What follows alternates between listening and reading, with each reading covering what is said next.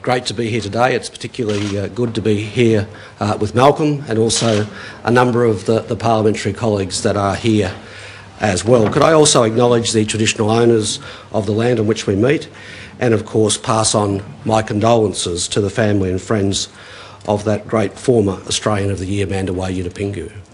That's a very sad loss for our country. Could I also start by congratulating the authors of this book? You've done a fine job. And it's pretty fair to say that Malcolm and I haven't had a lot in common over many years in public life, but we really share a passion for the future, for Australian identity, and I'm certainly proud to be here today with him because he's done a lot in this area over the years. He not only wrote the original book, I think he's written a couple in this area. We are all here because we have a deep love for our nation. We are concerned about our future, and I think this book makes an excellent contribution to that discussion. Whenever we get to the Republic, everybody says, why now? Well, just as there's never a right time to tackle climate change, there will always be those who say the same as they do about climate change when it comes to the Republic. Now is not, they say, the right time to talk about an Australian head of state. Well, I think it's always a time to talk about the merits of having an Australian head of state. It's a very important part of our national identity, and it's a very important constitutional change that we need to keep talking about. And of course, the road to an Australian Republic is a long and winding road. And it's a journey on which we must continue to embark. I've certainly always had the view that we have to continue this discussion. It is overdue, it's been delayed for too long, and we do need to put some urgency into a respectful national conversation. It's a matter of principle, it's a matter of democracy, and of course it's a matter of national independence.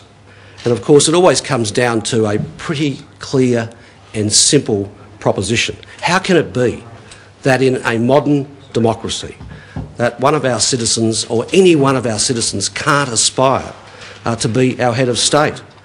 And how can it be that the sole qualification to be the head of state is inherited privilege?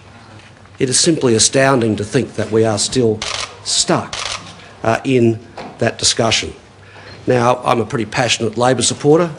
Malcolm is passionate about his side of politics, but the thing that draws us together is our passion to ensure that this very day as our kids are going to school, that every single one of them could aspire to be our head of state.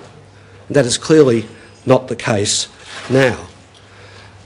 Many will say, and I encountered this on the radio this morning, that the system isn't broken, so why are we trying to fix it? Well, I think if anyone was watching the ABC last night and the series on Whitlam, I think we saw a pretty good case argued there to fix the system. I'm not going to go into all of the issues associated with that, but there clearly was a very good example of why the system needs to be fixed, why the powers of the head of state needs to be clarified. But it's something much more than that narrow constitutional discussion, important as it is. Because for Australia, here, in the Asian century, how can it be that we don't have an Australian head of state and someone is our head of state who is resident on the other side of the world? I would suggest to you today that it is a matter of national importance, both economic and social, that if we are going to maximise the opportunities which will flow to our country in the Asian century, then it's imperative that we have an Australian head of state. The very idea, as I move around the region in particular, in the 10 meetings of the G20 and go to regional meetings with our nearest neighbours, that we could have a head of state who resides on the other side of the world in a castle, having nothing to do on a daily basis with our nation, is enough to justify this discussion. So how can we be an independent nation in the Asian century and maximise the opportunities which will flow to us when we don't have a head of state resident in this country. So now is the right time to recommence this discussion, because when you think about it, Australia has never been in a better position on the global stage.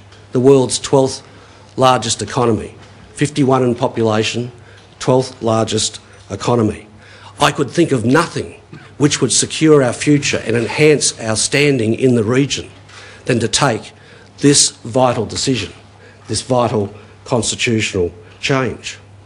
And of course, when we think about republicanism, it's more than the constitutional arrangements. It's the nature of the society that we aspire to.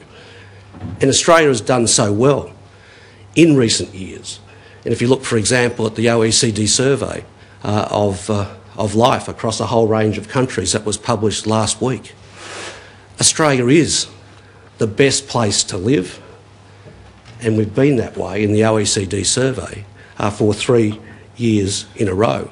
And it certainly defies logic that next year we can host the G20. And as we sit here hosting the G20 in this country, that we have a head of state resident in another country. But republicanism is not just about that, it's also about shared rights and opportunities. We are one of the more successful societies as well as economies in the global community. And by all of the broad measures of republicanism, whether it's shared prosperity, equal opportunity, equality of sacrifice, civic participation, respect for our environment, we are a republic in all but name. Let's make the final step forward and become a republic so we can demonstrate to the world what a vibrant, independent, successful, fair nation we are. So that's why I think this book is so important. It goes through many of these arguments in different ways, but it kickstarts the debate. As I said before, we've had a decade of inertia. I do think the time has come, and I believe sooner rather than later, we have to begin the journey towards a plebiscite, which of course is the policy of the Republican movement, or a series of plebiscites to face up to this critical decision.